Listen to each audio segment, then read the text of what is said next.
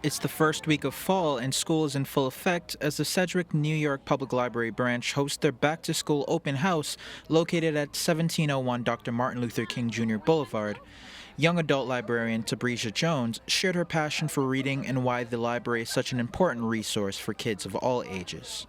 I love reading, so there was no other profession that really suited me more, and I love to share that love and passion that I have to anyone who would be willing to listen. You can come to use a computer, you can do your homework, you can just hang out with your friends. So it's like a comfortable, quiet place for teens to be. Affiliates of the New York Public Library and school outreach representatives Amber Sertain and Tiffany Jones emphasized the importance of having a library card and why parents should be reading to their children. Normally, I always just remind people, please carry your library card every time you leave the house. You never know when you're going to find a library. There's 88 locations, 88 local branches.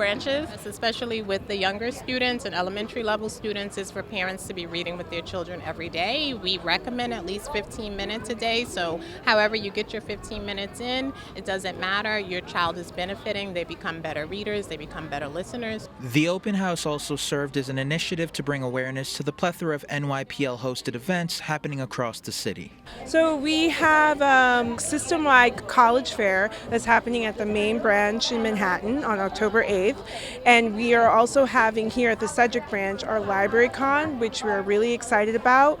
Well, if you have a love for books or you'd just like to check out the New York Public Library branch, Sedgewick, please visit their website at nypl.org/Sedgewick for events such as the Comic-Con event happening on October 25th. Reporting for BronxNet, Stephen Powell.